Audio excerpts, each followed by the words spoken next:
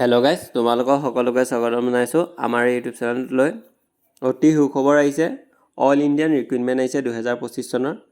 আৰু ইয়াৰ মুঠ টোটেল পদ আহিছে 7টা পদ আহিছে। আৰু এইটো ইয়াৰ এপ্লিকেশ্যন ফৰ্ম ফিল আপ কৰি তোমালোকে জমা দিব লাগিব। তো কেনেকুৱা ধৰণৰ ৰিক্ৰুইটমেণ্ট আহিছে, তো তোমালোকে এই ভিডিঅ'টো স্কিপ নকৰাকৈ সম্পূৰ্ণৰূপে চোৱা। পোনপ্ৰথমতে মই ইয়াত কৈ দিছোঁ অল ইণ্ডিয়া ৰিক্ৰুইটমেণ্ট 2025 চনৰ যি ৰিক্ৰুইটমেণ্ট মুকলি কৰি দিয়া হৈছে।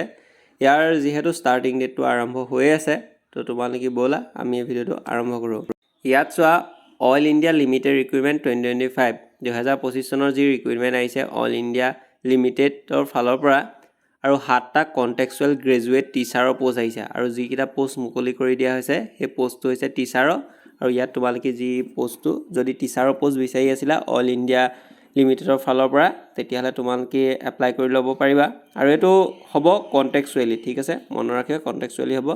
অল ইণ্ডিয়া লিমিটেড ৰিক্ৰুইটমেণ্ট 2025 চনৰ 7 কণ্ট্ৰেক্সুৱেল গ্ৰেজুৱেট টিচাৰৰ পষ্ট আহিছে। আৰু এপ্লিকেশ্যন ফৰ্ম ফিল আপ কৰি দিব লাগিব অল ইণ্ডিয়া লিমিটেড, যাক চমুকৈ কোৱা হয় OIL।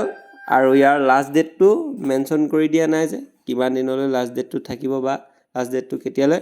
তো তোমালোকে এইখিনিয়ে আজি আপডেট যি অল ইণ্ডিয়া লিমিটেডৰ ফালৰ পৰা অহা কিছু আপডেট। তো এইখিনি আছিল ভিডিঅ'টো। ধন্যবাদ।